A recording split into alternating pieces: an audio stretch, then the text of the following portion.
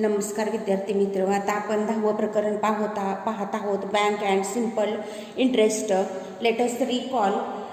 A bank is a government recognized institution that carry out the transaction of the money. म्हणजे चित्र काय सांगितलं की बँक ही पैशाची व्यवहार करणारी सरकारमान्य संस्था असते. काय असते? सरकारमान्य संस्था असते. आणि याच्यामुळे bank make the easier to the plan use the money. आणि अशा प्रकारे बँकेमुळे पैशाचं नियोजन म्हणजे अर्थव्यवस्था करणे सोपी जाते. That is do the financially planning म्हणजे सोपं जातं.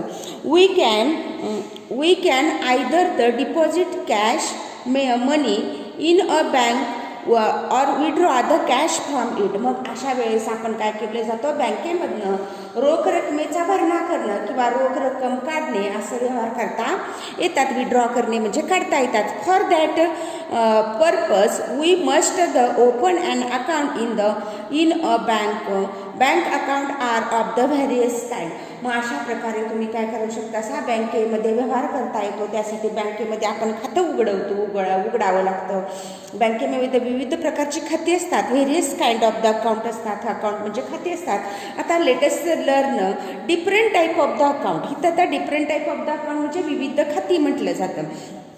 पहिला आहे current account. A current account is mainly for the trade and those dealing in money on a daily basis. म्हणजे इथं काय सांगितले, चालू खातं मुख्यतः व्यापाऱ्यांच्यासाठी व रोज पैशांचा व्यवहार करणाऱ्यांच्यासाठी असते.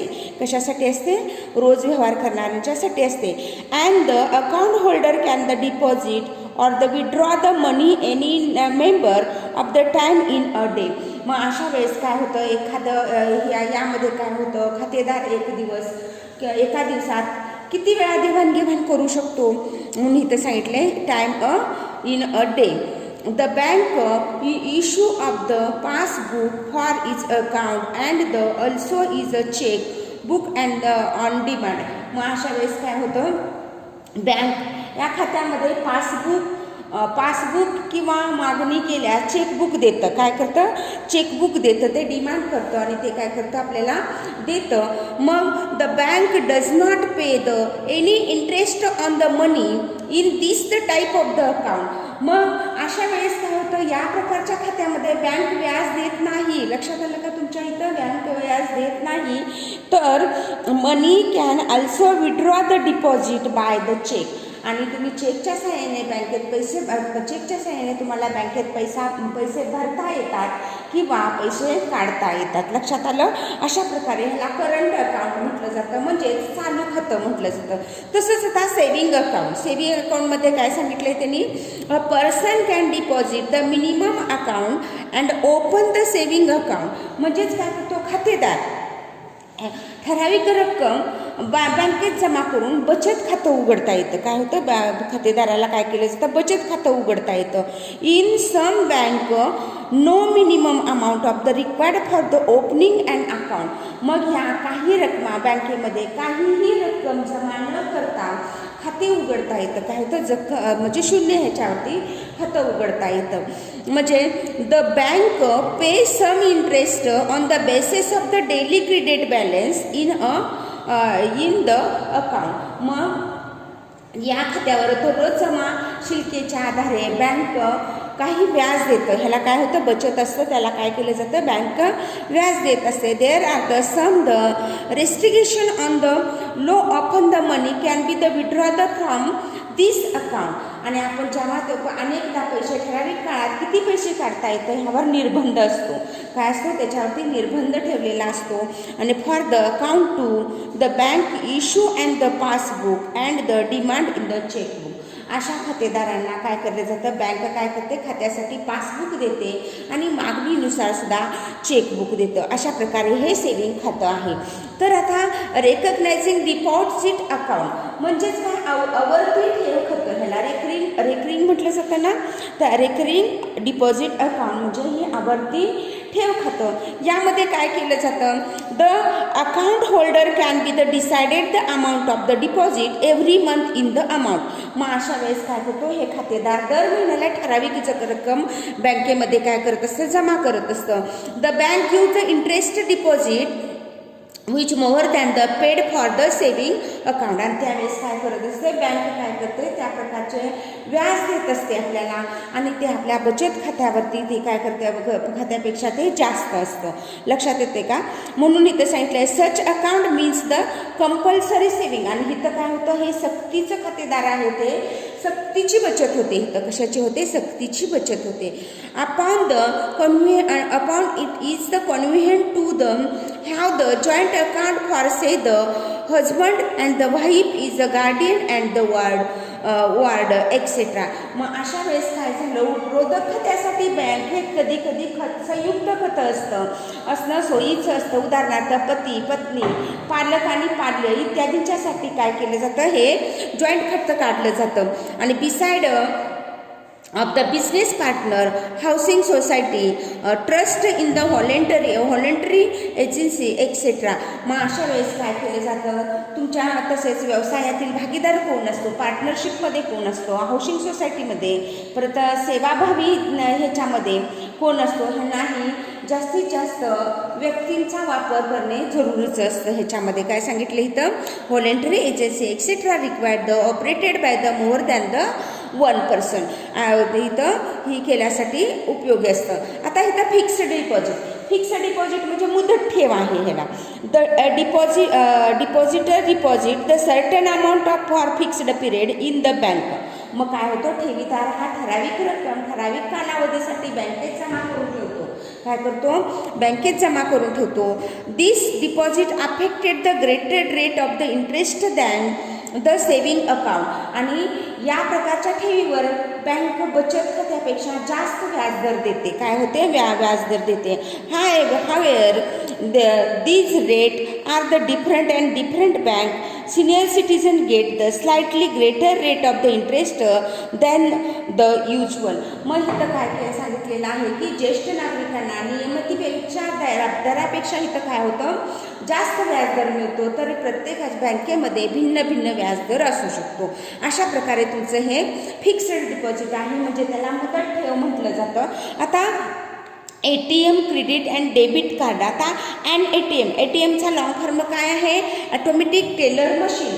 म्हणजे ऑटोमॅटिक टेलर मशीन हा त्याचा ATMचा अर्थात काय आहे की बँकेत न जाता रोख रक्कम मिळण्यासाठी ATMचा उपयोग केला जातो. कशासाठी केला जातो इथं, आणि ATM ह्याचा long form automatic teller machine.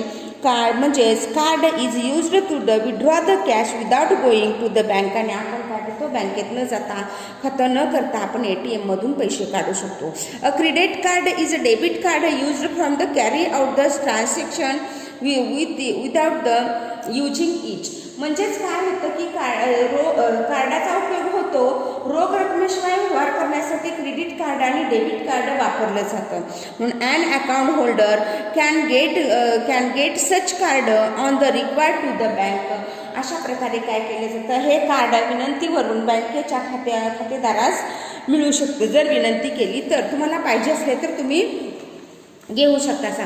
तसंच आता त्यांनी इथं पुढं सांगितलेलं आहे की तिथं लेटेस्ट डिस्कस सांगितलेलं आहे. Have you seen in the bank of the passbook. तुम्ही पासबुक कधी घरातलं बघितले का? तुम्ही नसेल तर तुम्ही घरातलं तुम्ही पासबुक बघू शकता. मग घरात सगळ्यांच्या घरात पासबुक असण्याची शक्यता आहे आपल्या जिल्हा मध्यवर्तीचं. Observe the enter made the pages of the passbook and the shown in the below. अशा प्रकारे पासबुकमध्ये तुम्हाला काय केलेलं तर असा चार्ट असतो. त्याच्यामध्ये पहिल्यांदा असती ती काय असते, ओळ क्रमांक किंवा पंक्ती किंवा त्याला लाईन ऑन नंबर म्हणायचं. दुसरा आहे दिनांक आहे, ह्या दिनांक म्हणजे डेट आहे.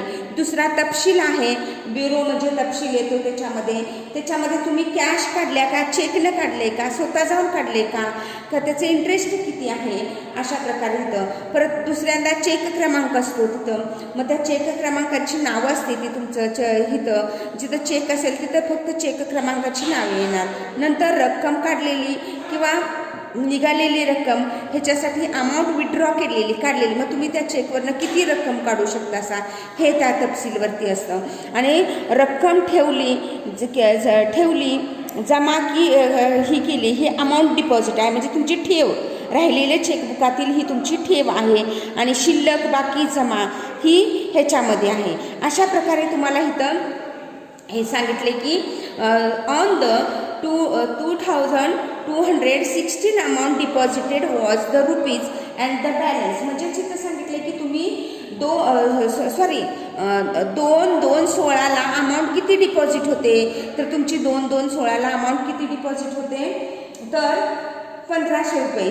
किती आहे इथं डिपॉझिट किती झालेलं आहे, इथं तुम्ही 1500 घेऊ शकता असा. परत अँड द बॅलन्स रुपीज किती आहे, तुमचा बॅलन्स किती आहे, तर इथं तुमचा 7000 बॅलन्स आहे. किती आहे त्याचा 7000 बॅलन्स आहे. आता 12/2/16ला विड्रॉ किती केलेला आहे, आता 12/2/16, आता 12/2/16ला तुम्ही विड्रॉ केलेली रक्कम किती आहे, 3000 आहे. किती आहे, तुम्ही विड्रॉ किती काढलेले आहे, 30,000 एवढी काढलेली आहे तुम्ही इथं.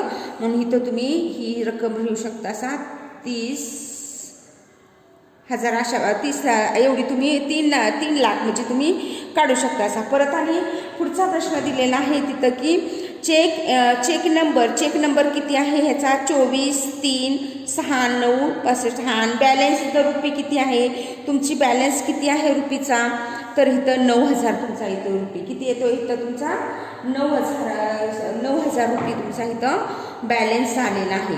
मग अशा प्रकारे इथं 16/2ला तुम्ही पेड इंटरेस्ट किती केलेला आहे, 16/2 कुठं आहे बघा तुमची, 26/2ला इंटरेस्ट जमा किती केलेला आहे, तर 135 रुपये जमा केलेला आहे. किती केलेला आहे इथं 135 रुपये जमा केलेला आहे.